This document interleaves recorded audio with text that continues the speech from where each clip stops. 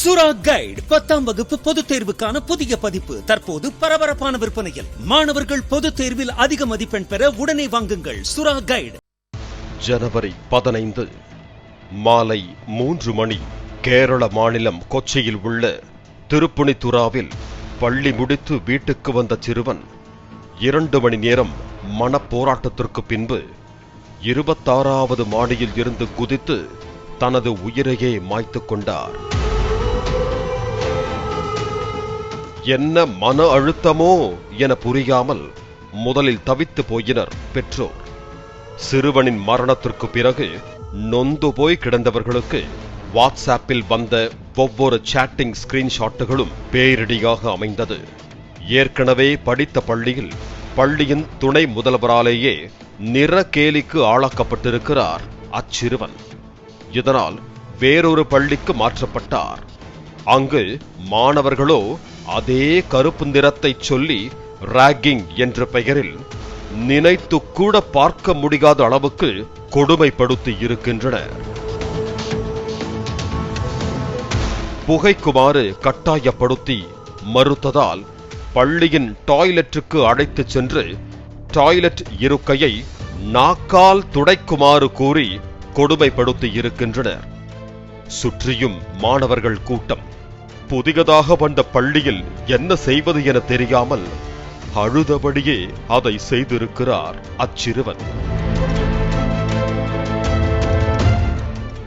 சொல்வதையெல்லாம் செய்கிறானே என குரூரத்தால் குஷியாகி போன மாணவ பிசாசுகள் அச்சிறுவனின் தலையை துர்நாற்றம் வீசும் டாய்லெட் சிங்கிற்குள் அழுத்தியதோடு ஃப்ளஷ் பட்டனையும் அழுத்தியதாக சொல்லப்படுகிறது. இதனால் கடும் மன உளைச்சலுக்கு ஆளான சிறுவன் தனது உயிரை மாய்த்துக் கொண்டார். அத்தோடு அவன் செத்துட்டான் என நண்பர்களுக்குள் தகவல் வந்ததும் அதை கேட்டு சாட்டிங்கில் ஸ்மைலி போட்டு சிரித்திருக்கிறார்கள் அந்த மாணவ பிசாசுகள். அத்தோடு கருப்பன் நிஜமாவே செத்துட்டாண்டா என நிறவெறியூட்டும் கெட்ட வார்த்தையை பயன்படுத்தியும் பேசிய ஸ்கிரீன்ஷாட்டுகள் சமூக வலைத்தளங்களில் கடும் விமர்சனத்தை கிளப்பியுள்ளது. என் பையன் செத்ததுக்கு அப்புறமும் அவனை விடாம கேலி பண்றாங்களே, இந்த அநியாயத்தை கேட்க யாருமே இல்லையா என கதறுகிறார் அந்த சிறுவனின் தாய்.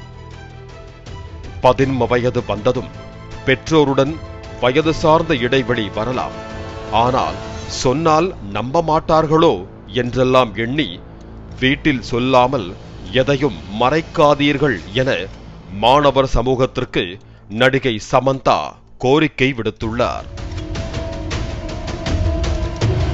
பள்ளியோ வீடோ முதலில் மனித நேயத்தையும் மனிதாபிமானத்தையும் கற்றுக் கொடுக்க வேண்டும் என நடிகர் பிருத்திவிராஜும் அறிவுறுத்தியிருக்கிறார். உயிரிழந்தது ஐடி ஃபுட்ஸ் நிறுவன உரிமையாளரின் சகோதரி மகன். அவரும் தனது இன்ஸ்டாகிராமில் வேதனையை பகிர்ந்துள்ளார். எல்கேஜியில் எங்கள் வீட்டில் தங்கி படித்தான். எனது மகன் போன்றவன் அவன். இந்த ஸ்கிரீன்ஷாட்டுகளே அவன் எவ்வளவு மனக்கொடுமைக்கும் ஆளாகியிருப்பார் என காட்டுகிறது. இதை அத்தாட்சியாக பள்ளியில் சமர்ப்பித்தும் எந்த நடவடிக்கையும் இல்லை. ஸ்டாப் ராகிங் என்ற ஹேஷ்டேகோடு பகிர்ந்து நியாயம் கிடைக்க உதவுமாறு மக்களிடம் கோரிக்கையும் விடுத்துள்ளார். புத்திர சோகத்தில் பெற்ற பிள்ளையை இழந்து தவிக்கும் பெற்றோருக்கு இது வெந்த புண்ணில் வேல் பாய்ச்சுவது போன்று உள்ளதால் கேரள அரசும் அம்மாநில காவல்துறையும் உரிய நடவடிக்கைகள் எடுக்க வேண்டும் என்ற கோரிக்கை எழுந்துள்ளது. சுரா கைடு 10ஆம் வகுப்பு பொதுத் தேர்வுக்கான புதிய பதிப்பு தற்போது பரபரப்பான விற்பனையில். மாணவர்கள் பொதுத் தேர்வில் அதிக மதிப்பெண் பெற உடனே வாங்குங்கள் சுரா கைடு.